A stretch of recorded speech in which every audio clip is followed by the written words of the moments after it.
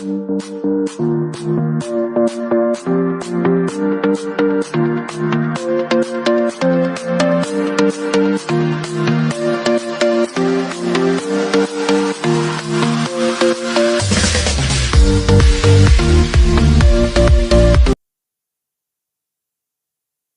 பரிசுத்த நாமத்துக்கு மகிமை உண்டாவதாக.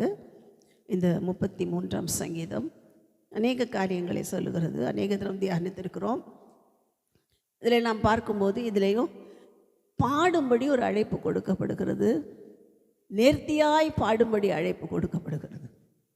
பாட்டுனாலே எப்படி தான் பாடணும்? நேர்த்தியாக பாடணும். நல்ல இன்ஸ்ட்ருமெண்ட்ஸ் வாசித்து நேர்த்தியாய் பாடும்படி என்ன செய்தார்? சங்கீதக்காரன் அழைப்பு கொடுக்கிறதை இங்கே வாசிக்கிறோம். கர்த்தருடைய பரிசுத்த நாமத்துக்கு ஸ்தோத்திரம். எதை குறித்து பாட வேண்டும் என்றும் சொல்லிக் கொடுக்கிறார். நீதியிலும் நியாயத்திலும் பிரியப்படுகிற அந்த தேவனை குறித்து பாடும்படி ஒரு அழைப்பு கொடுக்கப்படுகிறது. புது பாட்டை பாடுங்கள். புது பாட்டை பாடுறது தப்பே இல்லை. கர்த்தருடைய பரிசுத்த நாமத்துக்கு ஸ்தோத்திரம். ஒருவேளை தேவன் நமக்கே கொடுத்தா அதை பாடுறது தப்பு இல்லை. ஆனால் எப்படி பாடணும்? நேர்த்தியாக பாடணும். நமக்கு தெரியலன்னா யாரையாவது கேட்டு கொஞ்சம் சரிப்படுத்தி இப்படி இருக்குமா அப்படி இருக்குமான்னு கேட்டு நேர்த்தியாய் பாடுகிறது தேவன் விரும்புகிறார். அது மாத்திரமல்ல, இங்கே பார்க்கிறோம் தேவன் எல்லாவற்றிலும் வல்லமை உள்ளவர் என்கிறதை இங்கே சங்கீதக்காரன் எழுதுகிறதை பார்க்கிறோம். அவர் சொல்ல ஆகும், அவர் கட்டளையிட நிற்கும் என்கிற அந்த ஒரே வார்த்தை அவருடைய சர்வ வல்லமைக்கு ஒரு ஆதாரமாக இருக்கிறதாக இங்கே வாசிக்கிறோம். அது மாத்திரமல்ல, அவருடைய ஆலோசனை குறித்தும் எழுதுகிறார். ஒரு ஆலோசனையிலே எப்படிப்பட்ட தேவன் நாம் ஆராதிக்கிற தேவன் ஆலோசனை பண்ணினா அதை தடுக்க ஒரு சக்தியாலும் முடியாது. மனுஷர் ஆலோசனை எல்லாம் எப்படி இருக்கிறது? வீணும் உயர்த்தமுமா இருக்கிறது. ரகசிய ஆலோசனைகள்லாம் என்ன செய்யும்? அபத்தமாக்கப்படும். மனுஷ ஆலோசனைகள் பைத்தியமாக்கப்படும். ஆனால் தேவ ஆலோசனை மாத்திரமே என்ன செய்யும்? எப்போதும் நிலை நிற்கும் என்று பார்க்கிறோம். கர்த்தருடைய பரிசுத்த நாமத்துக்கு ஸ்தோத்திரம்.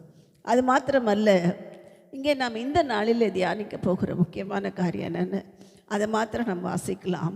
20ஆம் வசனத்தை நம்ம வாசிக்கலாம்.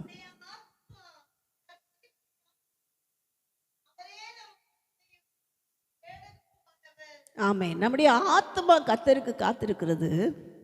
அவரே எப்படி இருக்கிறார்? நமக்கு துணையாக இருக்கிறார், கேடகமாக இருக்கிறார். துணைனா என்ன, கேடகம்னா என்ன? துணைனா என் கூட எப்பயும் ஒருத்தர் இருப்பாங்க, எனக்கு துணைக்கு வச்சுருக்காங்க. வாழ்க்கை துணையாக இருக்கலாம். ஒருவேளை சிலர் என்ன பண்ணுவாங்க, யாராவது ஒருத்தர் ஹெல்ப்புக்கு வச்சுருப்பாங்க, அப்படி இருக்கலாம். எப்படி ஒருத்தர் துணைக்கு வச்சுருப்பாங்க. நம் தேவன் யார்? நமக்கு அப்பப்போ நமக்கு துணை நின்று நமக்கு உதவி செய்கிற தேவன். தேவ பிள்ளைகளுக்கு எப்படி இருக்கிறார்? துணை நிற்கிறார். ஆபிரகாமிடத்தில் சொல்லுகிறார், பயப்படாதே, நான் உனக்கு துணை நிற்கிறேன் என்று சொல்லி வாக்குத்தத்தம் கொடுக்கிறதை வாசிக்கிறோம். இப்படி அவர் துணையாக இருக்கிறது மாத்திரமல்ல, கேடகமாகவும். கேடகம் அப்படின்னா பாதுகாப்புன்னு அர்த்தம். கேடகம்னா என்னது? பாதுகாப்பு. வேதத்தில் முதல் கேடகத்தை குறித்து தேவனே பேசின இடம் என்னன்னா, எல்லாருக்கும் தெரியும். ஆதியாகமத்தின் புஸ்தகம் 17ஆம் அதிகாரத்தில் 1-2 வசனங்களில் வாசிக்கிறோம். இதோ நான் உனக்கு மகா பெரிய பலனும் கேடகமுமாய் இருக்கிறேன். ஆபிரகாமை பார்த்து தேவன் சொன்னார். பலன் அப்படின்னா என்ன அர்த்தம்னா பலன் கிடையாது, பலன். பலன்னா என்ன அர்த்தம்னா ரிவார்டு. ஐ ஆம் த எக்ஸீடிங்லி கிரேட் ரிவார்டு அப்படின்னு சொல்கிறார். ரிவார்ட்னா என்ன அர்த்தம்னா நாம் செய்கிற எல்லா நன்மைகளுக்கும் கொடுக்கப்படுகிற பரிசு. நம்ம ஒரு காரியத்தில் ஃபஸ்ட்டு வந்தோன்னா நமக்கு என்ன பண்ணுவாங்க? ஒரு பரிசு கொடுப்பாங்க.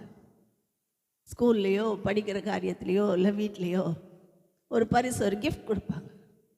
அந்த கிஃப்ட் தான் யார்? நம் தேவன். I am the exceedingly great reward என்று வேதத்திலே வாசிக்கிறோம். இருக்கிறதுலே பெரிய பரிசு நான் உனக்கு ஆண்டவர் சொல்கிறார். ரெண்டாவது என்ன சொல்லப்பட்டிருக்கிறது? உனக்கு கேடகமாக இருக்கிறேன். நான் உனக்கு பரிசு பொருளாக மாத்திரம் வரும், பார்க்கறதுக்கு பளபளன்னு இருக்கிற பரிசு பொருளாக மாத்திரம் அல்ல, நான் உன்னை பாதுகாக்கிற பரிசுத்தராக இருக்கிறேன். கர்த்தருடைய பரிசுத்த நாமத்துக்கு ஸ்தோத்திரம். தேவன் அநேக வேளைகளில் அவர் நம்மை பாதுகாக்காவிட்டால் நம்ம என்றைக்கோ நம்ம வாழ்க்கை முடிஞ்சு போயிருக்கும். என்றைக்கோ நாம் நிர்மூலமாகி இருப்போம். நாம் நிர்மூலமாக இருக்கிறது கர்த்தருடைய மகா பெரிய கிருபை. ஒவ்வொரு நாளும் காலை தோறும் அந்த கிருபை என்ன செய்கிறது? நமக்கு போதுமானதாக இருக்கிறது. அந்த கிருபை நம்மை வழி நடத்துகிறது. அந்த கிருபை நம்மை ஆசீர்வதிக்கிறது. கர்த்தருடைய பரிசுத்த நாமத்துக்கு ஸ்தோத்திரம். அதனால தான் இங்கே சொல்லுகிறார், நமக்கு கேடகம் என்று சொல்லுகிறார். தேவன் நமக்கு எப்படி இருக்கிறாரா? கேடகமாக இருக்கிறார். இந்த கேடகம் என்ன செய்கிறது? அநேக வேளைகளில் நமக்கு விரோதமாக எழும்புகிற சத்ருவின் தந்திரங்களிலிருந்து விலக்கி பாதுகாக்கிறது. நமக்கே தெரியாமல் இருக்கும். நிறைய பேர் சொல்கிற சாட்சி, இப்படி நடக்கும்னு நினைக்கவே இல்லைங்க, ஆனால் என்ன செய்தார்? தேவன் பாதுகாத்தார். இப்படி ஒரு மோசமான சுச்சுவேஷன் வரும்னு நினைக்கவே இல்லை. கர்த்தர் எனக்கு எப்படி இருந்தார்? பாதுகாப்பாக இருந்தார். எத்தனை பேர் சாட்சி சொல்ல முடியும்? அவர் நம்மை பாதுகாக்காவிட்டால் நாம் என்றைக்கும் நிர்மூலமாகி இருப்போம். அப்போ அவர் நமக்கு கேடகமாக இருக்கிறார். கேடகம் எப்பெல்லாம் யூஸ் ஆகும்? கேடகம் எப்பெல்லாம் யூஸ் ஆகும்? எப்பெல்லாம் சண்டை வருதோ அப்போல்லாம் யூஸ் ஆகும். வீட்டில் ஹஸ்பண்ட் அண்ட் ஒய்ஃப் சண்டை வந்தால் எது கேடகமாக மாறிடும்? நம்ம வீடுகளில் நடக்கிறது இல்லை. தட்டு தான் கேடகம். இவங்க போடுற டம்ளர் தான் சத்ருவுடைய வெடிகுண்டு. 2 பேருக்கு நடக்கிற சண்டையில் இதுதான் கேடகம். அப்படி போல் இன்றைக்கு நமக்கு விரோதமாய் சத்ரு என்ன செய்கிறான்? எதையாவது வீசிக்கொண்டே இருக்கிறான். நம்ம சும்மாவே இருக்க விட மாட்டோம். அப்போ தான் நல்லா ஸ்தோத்திரம் பண்ணி துதிச்சுட்டு வீட்டுக்குள்ளே வந்திருப்போம். உடனே ஒரு சின்ன இதை தூக்கி போடுவோம், ஒரு கல்லை தூக்கி போடுவோம், ஒரு சின்ன வெடிகுண்டை தூக்கி போடுவோம். அது புஸ்ஸு தான். அதை பார்த்தே நம்ம கற்றுவோம். கற்றுட்ட பரிசு அவன் போடுற இதெல்லாம் எப்படி தான் இருக்கும்? புஸ்ஸாக தான் போயிடும், அது வெடிக்காது. அதை பார்த்து பயந்துக்கிட்டு இருப்போம். என்ன ஆகுமோ. சும்மா ஒன்றும் இல்லை. வெளியில் ஒரு எலுமிச்சம்பழம் யாருன்னா போட்டு போயிட்டாங்கன்னு போச்சு, அவ்வளோதான். எலுமிச்சம்பழமே நைட்டெல்லாம் கனவுல வரும். நைட் கனவெல்லாம் எது தான் வரும்? எலுமிச்சம்பழம் தான் வரும். கர்த்தருடைய பரிசுத்த நாமத்துக்கு ஸ்தோத்திரம். அப்போ இன்றைக்கு எது நமக்கு கேடகம் என்று தெரியாததுனாலே, யார் கேடகமாக இருக்கிறாருங்கிறது தெரியாததுனாலே பயந்து கொண்டிருக்கிறோம். அதனால தான் ஆபிரகாமை பார்த்து சொன்னார், நான் உனக்கு கேடகமாக இருக்கிறேன். ஏன் ஆபிரகாமுக்கு கேடகம் என்று வாக்கு கொடுத்தார் என்றால், ஆபிரகாமுக்கு பிள்ளை பிறக்காதபடி செய்தது அங்கிருந்த மனுஷர்கள் மாத்திரம் அல்ல, அவரோட சரீரம் மாத்திரம் அல்ல, கிரியை செய்ததான் அசுத்த வல்லமைகள். ஏன்னா வாக்குத்தத்தம் வந்தாலே அவன் கிரியை செய்ய ஆரம்பிச்சிருவான். அந்த சந்ததியை எப்படி அழிக்கிறதுன்னு ரெடியாக இருப்பான். எப்படி அவங்கள அழிக்கலாம். அதனால் நல்லா தெரிஞ்சிருச்சு ஆபிரகாம். ஆண்டவரே எனக்கு என்னப்பா தருவீங்க? பிள்ளை இல்லையே, சூழ்நிலையெல்லாம் இப்படி இருக்குது, நீங்கள் எனக்கு என்ன தர போகிறீங்க? அப்போ தான் ஆண்டவர் சொல்லுகிறார், நீ பயப்படாதே, நான் உனக்கு கேடகமாக இருக்கிறேன். அப்போ இன்றைக்கு தேவன் சொல்லுகிறது என்ன? அவன் வீசுகிற எந்த அக்னி ஆஸ்திரத்துக்கும் நம்ம பயப்பட வேண்டிய அவசியம் இல்லை. நம்ம கேடகமாக அவர் இருக்கிற வரைக்கும் பயப்பட வேண்டியதே இல்லை. கர்த்தருடைய பரிசுத்த நாமத்துக்கு ஸ்தோத்திரம். வேதத்தில் வாசிக்கிறோம், இந்த பூமிக்கு கேடகங்கள் இருக்குதான். நான் எல்லாத்தையும் சொல்ல, இது ஒரு பைபிள் செடி மாதிரிலாம் எடுத்துருக்கேன். கர்த்தருடைய பரிசுத்த நாம, பூமிக்கு அநேக கேடகங்கள் உண்டு. இந்த பூமி அழிக்கப்படாதபடி, இந்த பூமி முற்றிலுமாய் ஒழிந்து போகாதபடி, இந்த பூமியை பாதுகாக்கிறதுக்கு கேடகங்களை வச்சுருக்கார். அது யாரோ கிடையாது, நம்மளை தான் வச்சுருக்கார். நம்ம தான் என்ன பண்ணுமா? தேவன் நமக்கு கேடகமாக இருக்கிறாரு. நம்ம யாருக்கு கேடகமாக இருக்கணும்? இந்த பூமிக்கு கேடகமாக இருக்கணும். பூமி அழிந்து விடாதபடி ஜெபிக்கிறவர்கள் எத்தனை பேர்? இப்போ இருக்க சுச்சுவேஷன் பார்த்தா இந்த ஜனவரி பிப்ரவரி எல்லாம் நல்ல பனி பெய்கிற நாள். இப்போ தேவையில்லாமல் ஒரு மழை. கர்த்தருடைய பரிசுத்த நாமத்துக்கு ஸ்தோத்திரம். அதுவும் கரெக்டாக சண்டே அன்னைக்கு எப்படி உங்கள் சர்ச்சுக்கு போகிறாங்க. ஆனால் தேவன் கேடகமாக இருந்தால் நம்மெல்லாம் வந்துட்டோம். மழையில் நனைஞ்சிட்டு கொடை எடுத்துக்கிட்டு முடியல எல்லாம் சர்ச்சுக்கு வந்துட்டோம். கர்த்தருடைய பரிசுத்த நாமத்துக்கு ஸ்தோத்திரம். அப்போ இந்த கேடகம், பூமியின் கேடகங்கள் கர்த்தருடைய கரத்தில் இருக்கிறதா. நம்மளை தான் கரத்தில் வச்சிருக்காரு.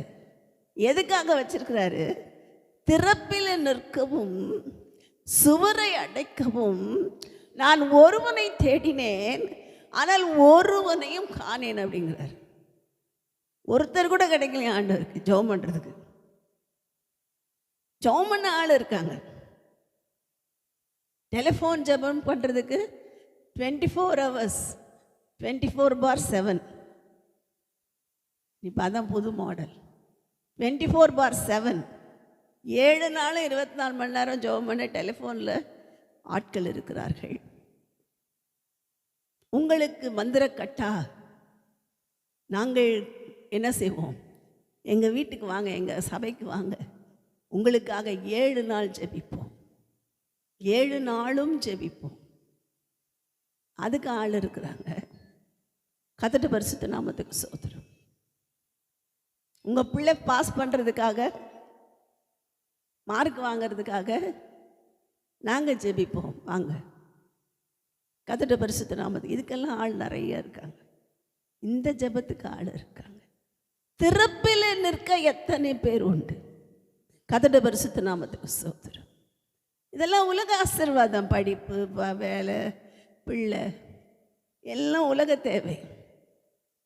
திறப்பில் நிற்க ஒருத்தரை கூட காணும் ஆண்டவர் சொல்கிறார். அப்போனா எல்லாம் பிஸியாக எதில் இருக்காங்க? ஆண்டவரே நாளைக்கு எக்ஸாம், நாங்களும் பிஸியாக தான் இருக்கோம். கேசிஆக் +2 எக்ஸாம் ஸ்டார்ட்டு ஆக போகுது, அதனால் நாங்களும் அதில் பிஸியாக இருக்கோம். இல்லைன்னு இல்லை, அதுக்காக 24 hours அதையே நினச்சிட்டு இருக்கிறது இல்லை. பூமியின் கேடகங்கள் கர்த்தருடையவைகள், அது அவர் கரத்தில் இருக்கிறது. அதை என்ன பண்ண, யூஸ் பண்ண ரெடியாக இருக்காரு. ஒருவரை தேடுற ஒரே ஒரு ஆள். பூமி அழியாதபடி யாராவது ஜெபிப்பாங்களா? பூமியில் இருக்கிற ஜனங்கள் அழிக்கப்படாதபடி திறப்பில் யாராவது நிற்பார்களா அப்படின்னு தேடுறாரு. ஆனால் ஒருவனையும் அப்போ காணும். இது எப்போனா, இதெல்லாம் எசேக்கியேல் காலத்தில் நடந்த காரியங்கள். ஒருவனையும் காணேன். ஆனால் இன்றைக்கு தேவன் வைத்திருக்கிறார் நம்மளெல்லாம். நம்ம எப்படி வச்சிருக்கிறார்? நல்லா அபிஷேகித்து ஜெபிக்கிறதற்காக வைத்திருக்கிறார். நாம் மற்றவங்கள மாதிரி ஜெபிக்காமல், நாம் மற்றவங்கள மாதிரி நம்ம தேவைக்காக மாத்திரமே ஜெபிக்காமல், நம்ம தேவைகளை சொல்லலாமா சொல்லக்கூடாது? சொல்லுங்கள். அது ஒரு 5-10 நிமிஷம் போதும். அதுக்கு மேலே நமக்கு என்ன தேவை இருக்க போகுது? நான் அடிக்கடி சொல்வேன், இன்றைக்கி கேட்டால் எனக்கு எதுவும் தேவை இல்லை. கர்த்தர் கிருபையில் எல்லாம் நமக்கு ஒவ்வொருத்தருக்கும் நல்லா வச்சுருக்காரு. யாராவது இது வேணும் அது வேணும்னு கொடுத்தா தான் முடியும் ஆண்டவரே அப்படின்னு ஓட்டுற அளவுக்கு வைக்கல. கர்த்தருடைய பரிசுத்த நாமத்துக்கு ஸ்தோத்திரம். இன்றைக்கி இப்போ டேட்டு எனக்கு சாப்பாடு கொடுக்கலன்னா நான் என்ன பண்ணுவேன் அப்படின்னு யாரையும் வைக்கல. எல்லாரையும் அடுத்தவங்களுக்கு கொடுக்குற அளவுக்கு வச்சுருக்காரு நம்ம சபையில்.